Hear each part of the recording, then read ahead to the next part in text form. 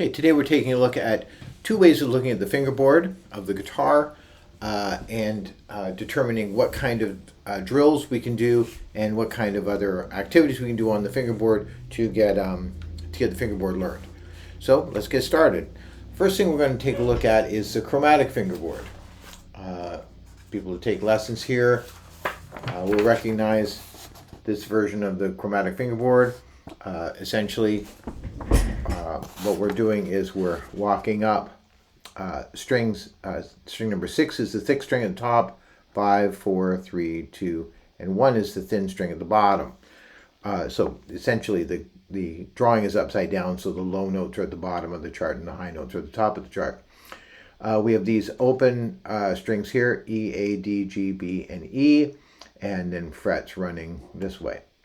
We have a first position, which involves finger number 1, 2, 3, and 4. Many guitars have a dot on the 3rd fret, and that would be considered the first position.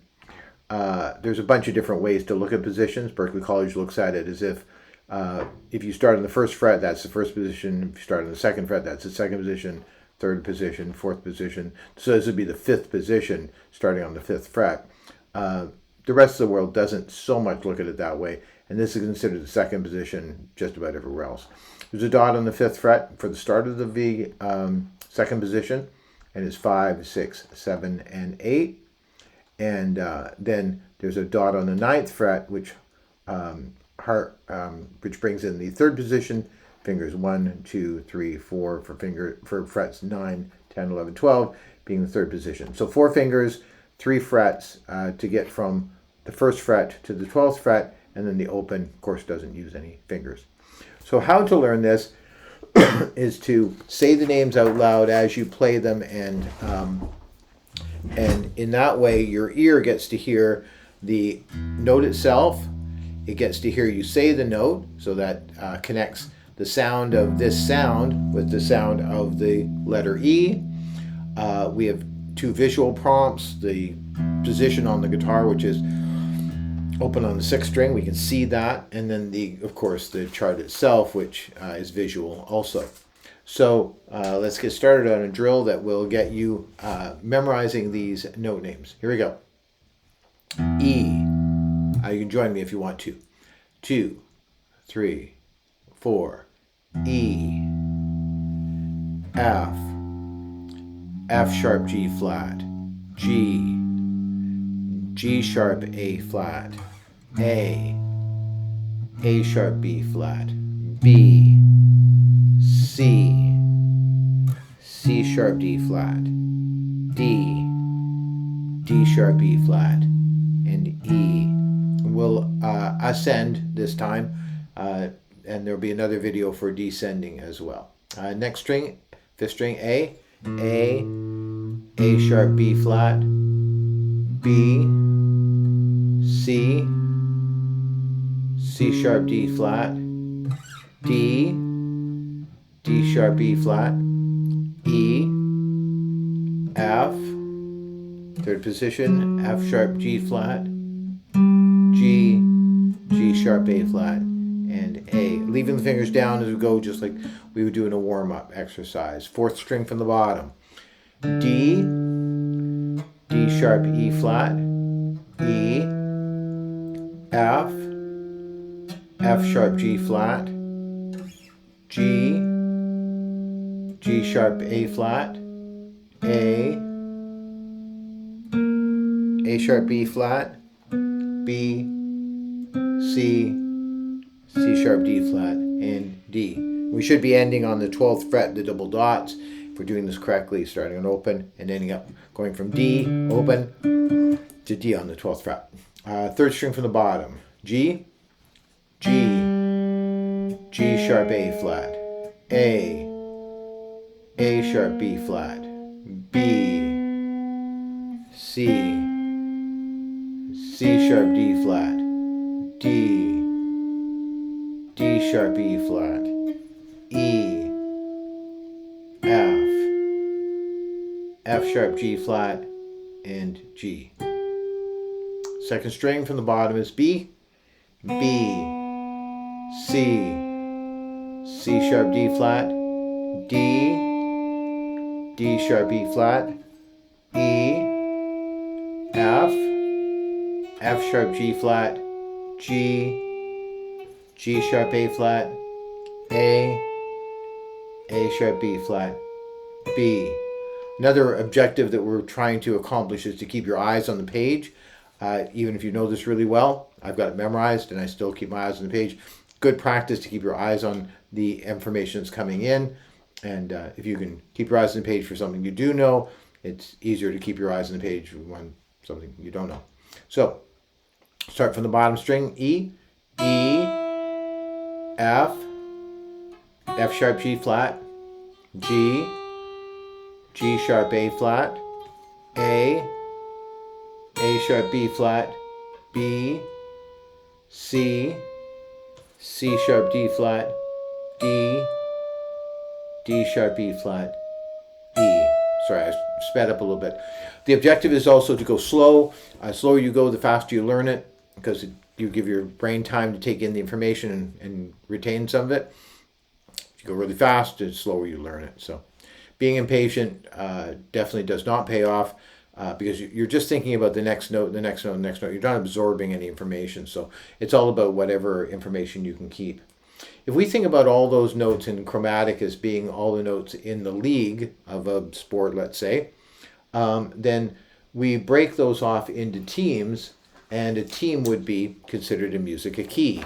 So this, in the key of C, would be considered the team that is going to play songs in the key of C. So the sharps and flats have been left out in the key of C. It's all natural notes, so all single name notes, no F sharp, G flat, or G sharp, A flat, etc. And down the bottom here we have the chords that are indigenous to that key. So if I think of the key of C and I take a look at this chart, the key of C, the C scale is not proprietary to the guitar alone. So it's not like we're thinking, oh, the guitar is going to start on C. The guitar starts on E as the lowest note on the sixth string, this one down here.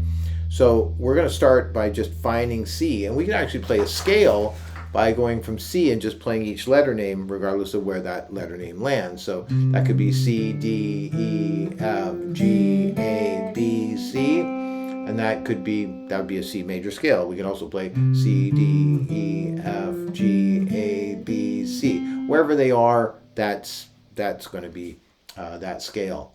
And it's going to sound like do, re, mi, fa, sol, la, ti, do. The best thing to do is to kind of learn all of these, and we try and learn them the same way, going from open to the 12th fret, simply because the guitar is a portable instrument, not a linear instrument, but a single string is a linear instrument unto itself. So the guitar is essentially 6 linear instruments, each string being a line that makes sense and goes up alphabetically from, in this case, E, F, G, A, B, C, D, E. Fifth string, A, B, C, D, E, F, G, A. Fourth string, D, E, F, G, A, B, C, D. And then third string, G, A, B, C, D, E, F, G. Second string, B, C, D, E, F, G, A, B. And first string, E, F, G, A, B, C, D, E. Sorry, I went a little faster there, but you get the idea. You can drill your way through those as well. The other thing you can do is take a look at the chords in the bottom. The chords in the bottom are sort of like a harmonized scale, or a scale made out of chords instead of notes. So a scale would be C, D, E, F, G, A, B, C, and this chord scale would be C, D minor, E minor, F, G, A minor, B diminished, and then C.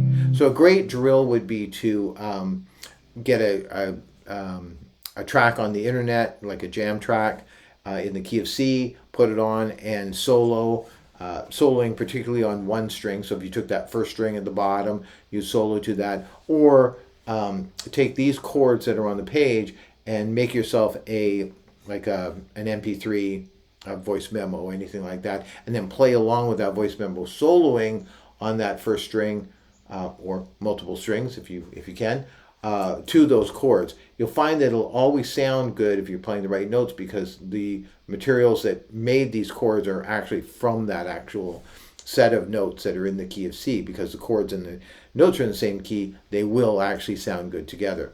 Now, if you're soloing and you spend a lot of time down here in the bottom part of the guitar, in the bass part of the guitar, it'll get a little bit muddy sounding. But for the most part, all the notes are going to sound right. They're going to sound correct. They may not be the best artistic choices for that. And begin to build an ability to not only memorize these note names, but also to use them for soloing and making melodies that sound good with the chords. Consider it like an artist would consider a palette of paints. Those blobs of paint aren't art. They need to be put on a canvas to become art. They're just materials that art is made out of. That's the same way here. That the scale isn't a song. It's not a piece of music. It's just the auditory tools that we use to create songs by mixing them up, changing the order, and making them last longer or shorter, and putting a background of chords to them. Much like if you look at a piece of art and it's someone's face, there's a background behind them of maybe a field or a room, and so the room would be the chords that are in the background, while the melody in the foreground of the notes that are being played would be like the face of the subject in the painting. I hope that's helpful. That's a great assignment to begin learning the names of the notes, as well as learning what happens in the key of C, what happens melodically as well as harmonically. Hope you have a good week.